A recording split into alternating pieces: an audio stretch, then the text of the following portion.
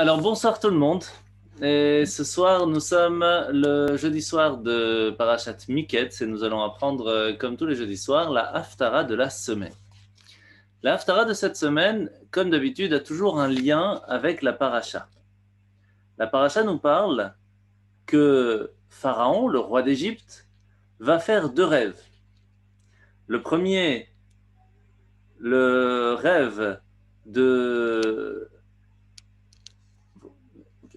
des vaches qui étaient assez grasses et qui se trouvaient devant le Nil, et que cette vache maigre vont venir les manger et qui vont rester maigres. Puis, il va se réveiller, va faire un deuxième rêve, et c'est là qu'il va voir des épis de blé avec la même histoire. Tous les ministres, les magiciens, les sages du royaume vont essayer de trouver une solution, en lui disant, tu vas avoir 7 garçons, puis ils vont se marier, donc ils vont partir de la maison. Ils vont tout essayer d'inventer. Mais rien n'y fait, Pharaon sait. Et le sait très bien qu'il avait eu déjà l'interprétation de son rêve dans le rêve, mais il l'a oublié. Et c'est pour cela qu'il attend que quelqu'un lui redonne cette connaissance qu'il a oubliée après son réveil. Et c'est Yosef qui va lui dire, ce n'est pas moi qui interprète le rêve, c'est Hachem qui me donne cette possibilité, et voici comment s'est passé ton rêve, et voici son interprétation. C'est quand même assez extraordinaire. Et c'est là que nous allons voir dans la Haftara que de la même façon que Yosef, grâce à l'interprétation de ses rêves, grâce à ses rêves, il va monter à un niveau extraordinaire puisqu'il va devenir le vice-roi d'Égypte. De la même façon, le roi Salomon va faire un rêve qui va lui permettre d'être le roi le plus sage de toute l'histoire de l'humanité. Alors, qu'est-ce qui s'est passé? En fait, alors qu'il avait à peine 12 ans, le roi David, son père, va être obligé, alors qu'il était encore vivant, de faire passer son fils Shlomo à être roi sans attendre sa disparition. Pourquoi? Tout simplement parce que ses autres fils, il y avait Avshalom, il y avait Adoniaou, chacun, d'une certaine façon, va essayer de prendre le trône. Certains vont en perdre la vie à cause de cela, et d'autres vont en perdre leur honneur.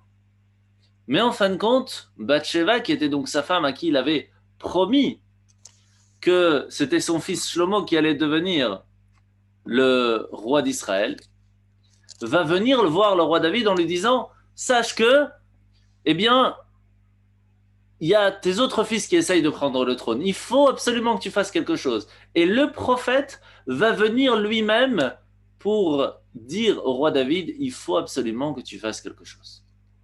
À ce moment-là, David prend conscience du problème, appelle le grand prêtre, appelle le prophète, appelle son fils Shlomo, qui avait à peine 12 ans, le fait monter à la montagne et le oint en tant que roi. Oindre, ça veut dire prendre de l'huile d'onction, c'est l'huile qui a été créée, qui a été faite depuis le moment de Moshe Rabbeinu et qui a été gardée et rajoutée à chaque fois dedans encore de l'huile très spécifique, de la même façon qu'on l'a préparée pour la menorah du temple. Et lorsqu'on la mettait sur le front d'un roi ou d'un grand prêtre, il prenait ses fonctions. Alors qu'il a à peine 12 ans, c'est assez difficile de pouvoir prendre sur soi la responsabilité de gérer, encore plus le peuple juif, de le diriger, de le guider de la meilleure façon. Et c'est comme ça que quelques temps plus tard, Hachem va lui adresser un rêve prophétique. Et il va lui promettre d'accomplir le vœu qu'il lui demanderait. Alors il a réfléchi, il a dit, si je demande la richesse, il y a plein de rois qui sont très riches. Si je demande le pouvoir, il y a plein de rois qui ont un très grand pouvoir. Si je demande la longévité, il y a plein de rois qui ont vécu très longtemps. Si je demande, par contre, la sagesse, assez de sagesse pour pouvoir guider mon peuple de la meilleure façon, ça c'est assez rare. Un roi sur qui on peut dire il a aidé son peuple du début à la fin. Il l'a guidé comme il le fallait. Alors il a dit à Hachem, je ne préfère, au-delà de tout, en tant que roi, d'aider mes sujets. Et donc donne-moi la sagesse pour pouvoir les guider. C'est assez extraordinaire. C'est beau. Et c'est pour cela que Hachem va lui dire, puisque tu as demandé la sagesse pour les autres, avant ton propre besoin, je te donnerai la richesse, je te donnerai le pouvoir, la paix dans ton royaume et une sagesse extraordinaire qui te permettra d'être le plus sage de toute l'histoire de l'humanité. Par contre, attention, la longévité, le fait de vivre longtemps, c'est quelque chose qui se mérite. C'est pas quelque chose que l'on peut donner. On peut, ça existe. Il y a eu quelques fois dans l'histoire où des gens ont reçu une longévité, euh, même de vivre éternellement, comme Serach Batacher ou d'autres qui sont entrés vivants en Gan Eden, mais c'est assez rare. Hachem va lui dire, sache que lorsque on vient au monde, on nous donne à chacun d'entre nous un potentiel. Ce potentiel, tu peux choisir de l'utiliser à bon ou pas bon escient. Chaque fois que tu vas utiliser ce potentiel comme il le faut, eh bien, cela permettra à la vie que je t'ai donnée d'avoir une raison d'être. Et donc, ça me donnera l'envie de t'en rajouter. Par contre, si à l'inverse, moi je te donne toute cette possibilité et tu ne l'utilises pas à bon escient, ça me donnera moins l'envie de t'en rajouter, peut-être même d'en enlever. D'où le fait que si on n'utilise pas à bon escient toutes les qualités, tous les avantages, les positions que l'on a reçues, eh bien Hachem peut nous dire ça va pas. Et c'est pour cela que lorsque le roi Shlomo a reçu toutes ces qualités, cette grande sagesse, il va devoir l'utiliser pour le peuple juif. Et il va le faire. Mais on va voir plus tard dans l'histoire qu'il va faire quand même une certaine erreur assez monumentale. Il va se marier avec plus de 1000 femmes. Et c'est là que va commencer les problèmes, parce qu'une partie de ces femmes ne s'était pas convertie comme il le fallait, et il continuait à faire l'idolâtrie, et lui, il disait rien, et malheureusement, au bout d'un moment, ça va lui coûter très cher, comme on en avait parlé, je crois, il y a quelques semaines, dans le sens, dans le fait qu'il s'était marié avec la fille de Pharaon, et comme il s'était marié avec la fille de Pharaon, eh bien, il ne l'avait même pas laissé continuer à être dans le Beth Amikdash, dans le temple, comme il fallait. Et c'est là qu'il va tout perdre, en fait, à ce moment-là. Alors, ça, c'était la première partie. Le fait que le roi Salomon, le roi Shlomo, va faire un rêve. Mais, au moment où il va se réveiller, il va avoir une sagesse extraordinaire, une connaissance phénoménale. Mais bien sûr, ça reste un potentiel, il va falloir qu'il le travaille, et ça va prendre du temps. Et il va donc étudier toute la Torah. Pourquoi ça ne marche pas? La batterie de l'ordinateur ne veut pas. Je l'ai branché pourtant. Bon. Et toute la Torah, mais vraiment toute la Torah. Et lorsqu'il va finir d'étudier la Torah, que va-t-il se passer? Il va faire ce qu'on appelle un siyum. Ce qui veut dire qu'il va, à ce moment-là, faire une fête pour remercier Hachem qu'il aura réussi à étudier l'entièreté de la Torah. De là, on apprend que lorsqu'on finit un chapitre, lorsqu'on finit un livre de Talmud ou autre, eh bien, on fait une fête, un siyum.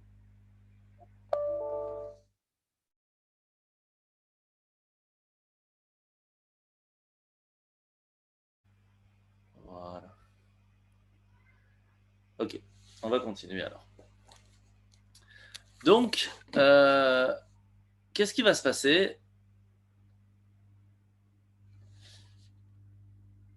Il va y avoir un certain moment où, étant donné qu'il était quand même très très jeune, eh bien le peuple va se poser la question, et surtout les ministres, est-ce que ça vaut vraiment le coup d'avoir un roi qui a à peine 12 ans? Est-ce que c'est quelque chose qui est normal? Est-ce que c'est quelque chose que l'on peut vraiment se baser sur un roi qui a à peine 12 ans? Et c'est là que va arriver l'histoire la plus connue du roi Salomon. Deux femmes qui habitaient dans la même maison, et c'est là que sur ça j'ai appris quelque chose en préparant le cours ce soir. de façon générale, on dit que c'était dans une maison de prostituées et les deux vont avoir un enfant. Il n'y a pas tellement de pilules à ce moment-là, donc malheureusement, ça arrivait assez souvent. Et le troisième jour après l'accouchement, ah,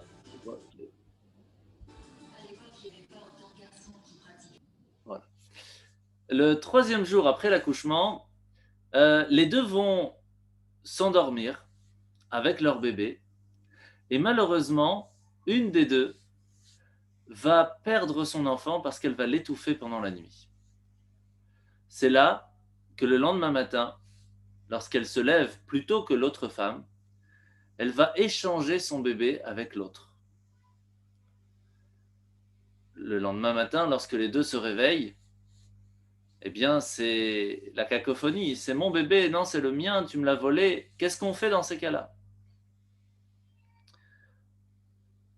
Et c'est là que, ne sachant pas quoi faire, ils vont aller devant le juge suprême, qui était donc le roi d'Israël, le roi Salomon, pour trouver une solution à ce problème. Arrivé devant le roi Salomon, directement par roi HaKodesh, donc par Esprit Saint, il va savoir qui est la mère. Mais il ne pourra pas dire cela sans preuve. Il va donc devoir trouver une solution pour que tout le peuple comprenne quelle était sa décision. Et il va leur dire, c'est très simple, amenez-moi une épée. On amène une épée au roi, et il dit, c'est très simple, puisque pour toi, cet enfant, c'est le tien, et toi, c'est le tien, dans la Torah, quand on ne sait pas à qui ça appartient, on coupe en deux, et on partage. Coupez donc l'enfant en deux, et que l'on partage. À ce moment-là, il y a une huée de terreur qui se fait dans la salle du trône.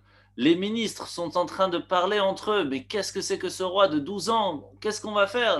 Israël est foutu. Qu'est-ce qu'on va pouvoir faire aujourd'hui? Et c'est là que l'on va voir la grande sagesse du roi Salomon, puisqu'à ce moment-là, une des deux va dire non, surtout pas, laissez-le vivre, je préfère qu'il vive même chez quelqu'un d'autre, qu'il meure complètement. Et l'autre femme qui dit non, si moi je ne l'ai pas, toi non plus tu ne l'auras pas. Et c'est là que le roi Salomon va dire celle qui a eu le plus de miséricorde, c'est sûr que c'est elle la mère, et vous pouvez lui rendre. Et c'est là que tout le peuple va voir et va être impressionné sur le fait que le roi Salomon avait cette sagesse, cette compréhension des choses qui va amener le fait qu'il va connaître la vérité avant même le problème. À ce moment-là, le peuple va avoir une très très très grande admiration sur le roi Salomon, au point que plus personne n'osait mentir devant lui, plus personne n'osait voler dans tout le pays d'Israël, car il savait que quoi qu'il se passe, le roi Salomon allait le savoir, et il allait en être puni. C'est devenu donc, pendant ces 40 années de règne, des moments extraordinaires. La justice de la Torah était la partie la plus importante qui vivait pendant ces temps-là. Mais le roi Salomon, son but a été d'être un vrai roi d'Israël. Vous savez que quand le peuple a demandé au prophète Shmuel d'avoir un roi, Hachem s'est fâché. Il lui a dit quoi? Ça suffit pas que moi je sois votre roi? Vous avez besoin d'un autre roi? Et c'est là que Hachem va en fin de compte leur dire bah, je vais vous donner un roi parce que vous avez demandé. Alors pourquoi il s'est fâché? Parce que la demande du peuple juif était on veut avoir un roi pour ressembler aux autres nations. On veut avoir une démocratie comme les autres nations. On veut avoir un président comme les autres nations. Et ça, Hachem leur a dit, mais c'est pas ça un roi d'Israël. C'est pas ça un président d'Israël. Vous voulez quoi? Vous voulez avoir des routes, des magasins, des lois, tout ça, tout est marqué dans la Torah. Toute la façon comment il faut vivre dans un pays, et encore plus dans le pays d'Israël, toutes les lois sont déjà marquées. Vous avez besoin juste de dayanim, de juges et de policiers. Pour ça, vous n'avez pas besoin d'un roi. Un roi d'Israël doit être celui qui va faire évoluer le peuple et le pays à un niveau plus spirituel. C'est ça le roi d'Israël. C'est à ça qu'il sert. Et le roi Shlomo a montré que l'on peut très bien vivre en paix en Israël, en ayant une largesse d'esprit, une largesse matérielle, il y avait une richesse extraordinaire en son temps. Extraordinaire. Et c'est ainsi que le roi Shlomo va montrer ce qu'est un roi d'Israël. Il faisait des shiurim tout le temps, il jugeait, il l'aidait, il conseillait. C'était quelque chose d'assez extraordinaire. Et il faut savoir que, on n'aura pas le temps de parler du roi Salomon totalement, parce que la Haftara nous dit, sachez que le roi Salomon avait une sagesse tellement grande qu'il permettait au monde entier même de faire profiter de sa sagesse. Alors comment? Alors, on ramène l'histoire de la reine de Saba. Sûrement, vous avez déjà entendu parler du fait que la reine de Saba était une reine assez extraordinaire, d'une très grande richesse, d'une très grande qualité d'esprit, et qui va faire le voyage pour aller voir le roi Shlomo. Alors, comment ça s'est passé véritablement? En fait, alors que la construction de son palais du roi Shlomo a été complètement terminée, il va convier tous les rois de la terre à une extrêmement grande fête. Les rois, les monarques, les princes, tout le monde était présent. Et étant donné qu'il avait la connaissance et le contrôle de l'esprit de la terre et des animaux, il a fait venir un ambassadeur, entre guillemets, de chaque animal.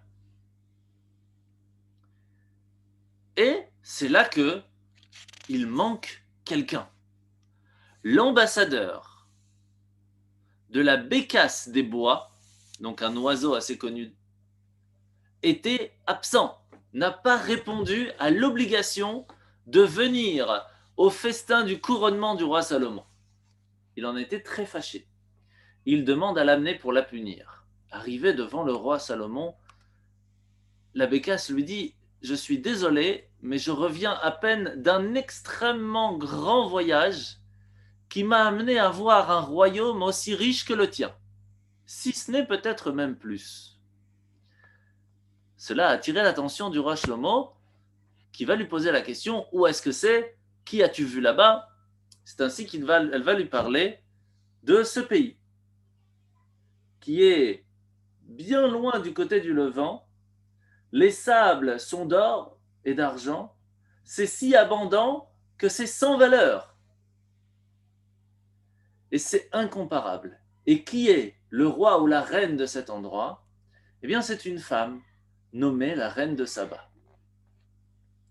Alors le roi Salomon va faire venir ses scribes pour écrire une lettre, une missive à cette fameuse reine de Saba en lui disant: je t'invite à venir dans notre pays pour venir nous montrer et profiter aussi de nos bienfaits. Il attache alors à l'une des ailes de la bécasse en disant à tous les animaux, tous les oiseaux présents à ce moment-là au festin du palais, d'accompagner pendant ce long voyage pour arriver jusqu'à la reine de Saba, qui était bien sûr, on parle ici du Yémen, de l'Éthiopie.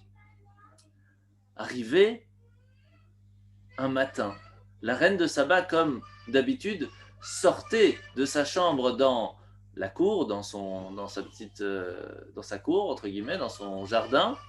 Et là, elle a eu une très grande frayeur parce que le soleil était complètement obscur. Il y avait tellement d'oiseaux qui bloquaient le soleil qu'elle ne put rien voir. Et le soleil, qui était entre guillemets son dieu, était devenu invisible. C'est à ce moment-là que la nuée d'oiseaux commence à partir. Et la bécasse arrive et elle voit ce message du roi Salomon, avec grand étonnement de voir son contrôle qu'il avait sur les animaux. Alors c'est là que la reine de Saba va se dire: eh bien, c'est une aventure intéressante, je vais prendre la route avec beaucoup de richesses avec moi, que l'on prépare de l'or, de l'argent, du bois de cèdre, des parfums, des pierres précieuses, des soieries, et tout ce qu'il faut pour montrer la grandeur qu'avait la reine de Saba au roi Salomon. Et munie de tous ces cadeaux, elle prend le voyage, elle prend le bateau, et c'est un très long voyage qui va durer très très très longtemps.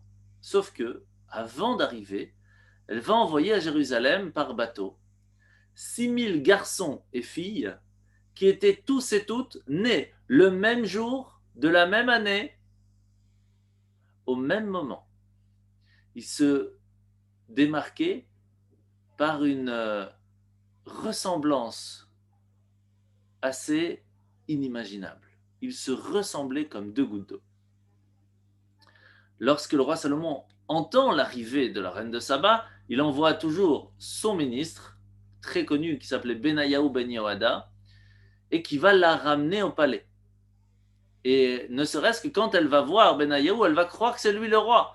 Et en sachant que ce n'est que son serviteur, même si c'était quand même le grand rabbi du Sanhédrin, donc ce n'était pas quelqu'un de simple, elle va dire si déjà le serviteur est ainsi, qu'est-ce que c'est le roi? C'est comme ça qu'elle va arriver devant le roi et va le voir assis dans une bulle d'eau. Parce qu'il avait à côté de son trône une sorte de boîte en verre qui faisait ressembler comme s'il était assis sur l'eau. C'était assez étonnant pour quelqu'un qui n'avait pas l'habitude de voir cela. Et donc elle va commencer à le tester sous différentes énigmes. Et elle va lui dire, si tu arrives à trouver les solutions, cela montrera alors que tu es vraiment quelqu'un de sage avec beaucoup de connaissances. Première chose qu'elle va lui demander, elle lui a dit, quelle femme dit à son fils? Alors essayez de trouver vous aussi, ça peut être intéressant. Quelle femme dit à son fils, ton père est mon père. Ton grand-père, c'est mon père. Ton grand-père, c'est mon mari. Tu es mon fils et je suis ta sœur. Pas évident comme histoire. Et la réponse, c'est Lot. Parce que la fille de Lot va avoir une relation avec son père et va donc avoir un enfant. Ce qui fait que cet enfant, lorsque la fille de Lot va dire à son enfant, ton père, c'est mon père, c'est exact. Ton grand-père, c'est aussi mon père. C'est aussi mon mari. Tu es mon fils et pourtant je suis quand même ta sœur. Et donc, pour pouvoir répondre à une question comme ça, il faudrait déjà quand même avoir quelques connaissances. Mais ça ne s'arrête pas là. C'est là qu'elle va faire amener les 6000 enfants qu'elle a fait ramener, garçons et filles, habillés de la même façon. Et elle va lui dire, est-ce que tu peux me dire qui sont les filles et qui sont les garçons? Qu'est-ce qu'il va faire? Il va ramener des céréales grillées, il va les jeter par terre devant les enfants. Les garçons, ils se sont penchés, ils ont relevé le bas de leur tunique pour ramasser un maximum. Et les filles qui étaient plus pudiques se sont baissées d'une façon bien plus pudique, ils sont mis à genoux, ils ont enlevé leur foulard pour y déposer les noix. Et tout de suite, on a vu la différence entre les garçons et les filles. Après, la reine de Saba a fait amener des hommes circoncis et d'autres incirconcis. Et lui a dit, sans les voir, comment tu peux savoir qui a fait la circoncision et qui ne l'a pas fait? Qu'est-ce qu'il va faire? Il va se rappeler que dans la Torah, on voit que Bilam, qui était incirconcis, lorsque Hachem s'est dévoilé à lui, il va tomber face contre terre. Non, inversement, pardon. Quand Hachem se dévoilait, eh bien, le Bnei Israël se mettait face contre terre et se prosternait, il ressentait la présence divine, alors que Bilam, ça lui faisait ni chaud ni froid. Et c'est là qu'il va donc ouvrir l'Arche Sainte, et lorsque l'Arche Sainte de roi Salomon, avec le Sefer Torah qu'il avait lui-même écrit, était présente, eh bien, tous ceux qui étaient circoncis vont ressentir la sainteté qui s'y trouvait, vont se mettre face contre terre, alors que les autres ne vont avoir ni chaud ni froid. Et là, elle va lui poser plusieurs énigmes. La première, un puits de bois et un seau de fer. Il puise des pierres et irrigue l'eau. De quoi s'agit-il? Eh bien, en fait, c'est un tube de mascara, parce que c'est en bois. Le fait de l'appliquer, c'est en fer. C'est de la poudre qui ressemble à la pierre. Et si on le met dans l'œil lorsqu'on l'applique, eh ben, ça pleure comme de l'eau. La deuxième chose, elle veut dire la poussière sort de la terre et sa nourriture est la poudre de la terre. Elle coule comme de l'eau et regarde dans la maison. Ça, c'est du naphte. C'est du pétrole. Ça peut être utilisé comme l'huile dans une lampe pour éclairer la maison. Et la troisième, c'était le vent d'orage balaie leur tête. Ils poussent un grand cri, penchent la tête comme le fait un crochet. Ils sont une louange pour les libres et une honte pour les pauvres. Une louange pour les morts et une honte pour les vivants. La joie des oiseaux et le deuil des poissons. Et ça, c'est du lin. Pourquoi? Bah, parce que le vent souffle, les tiges de lin font beaucoup de bruit dans les champs. Les hommes tissent avec le lin des beaux vêtements blancs, et les pauvres s'en font une toile grossière. Les morts sont enveloppés dans le linceul de lin, mais du même lin, on peut fabriquer la corde du bourreau. Les oiseaux aiment manger ces graines, mais lorsque les poissons voient le lin, en général, c'est que c'est un filet de pêcheur, et donc ils en pleurent. Et donc, le roi Salomon va répondre à toutes ces questions. Et une des plus connues, c'est celle des fleurs. Ces 6000 enfants qui étaient présents, chacun va avoir un bouquet de fleurs, qui étaient tous en... C'était pas du plastique, mais c'était en tissu. Sauf un qui était un vrai bouquet de fleurs. À ce moment-là, eh bien, il va avoir l'aide d'une abeille qui va aller vérifier dans toutes les fleurs jusqu'à qu'elle s'installe sur un bouquet. Et c'est comme ça qu'il va pouvoir savoir quel était le vrai bouquet de fleurs. Elle va donc à ce moment-là comprendre qu'elle était quelqu'un d'extraordinaire. Il va visiter le palais.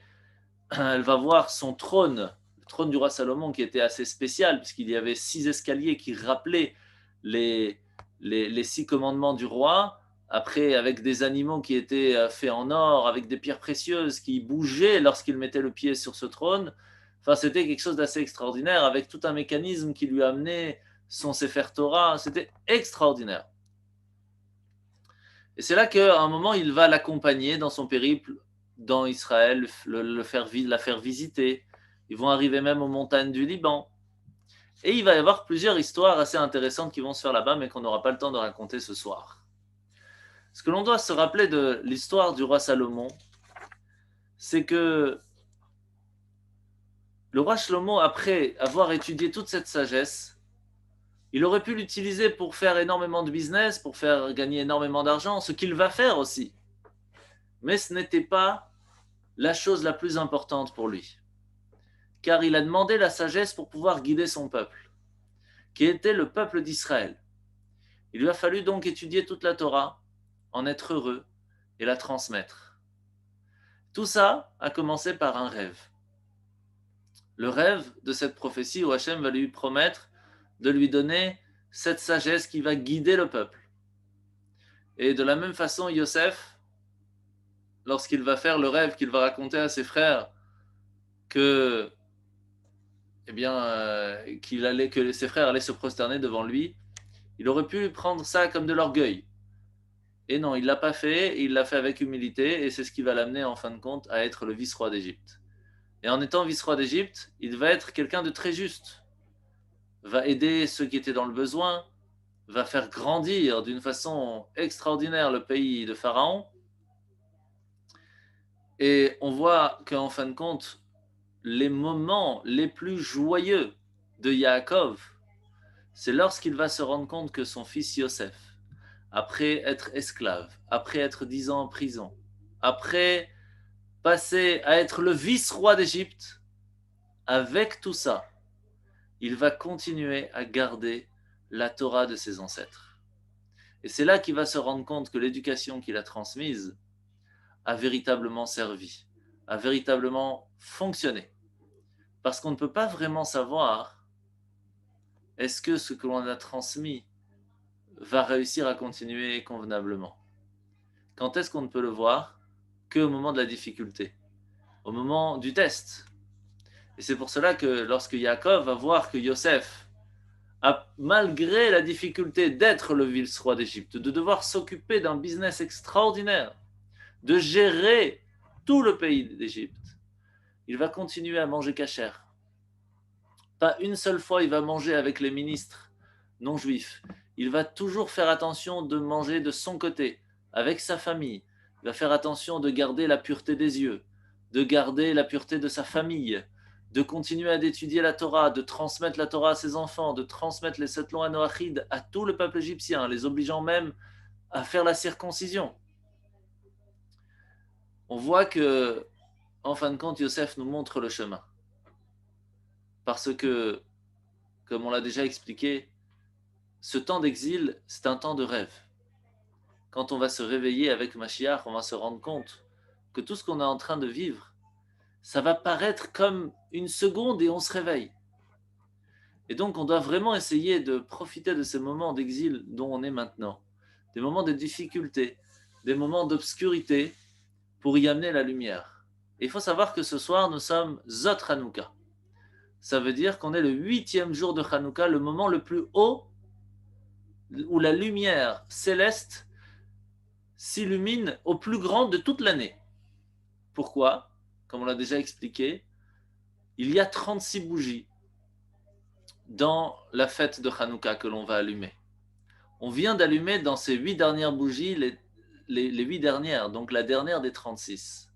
Et il faut savoir que ces 36 bougies sont en rapport aux 36 heures depuis la création du monde où la lumière de Dieu s'est dévoilée et a été cachée après 36 heures. Pendant les moments où les bougies de Hanouka sont allumées, et encore plus ce soir, tout ce que l'on demande à la force de la création du monde. On peut créer même un nouveau destin selon nos demandes.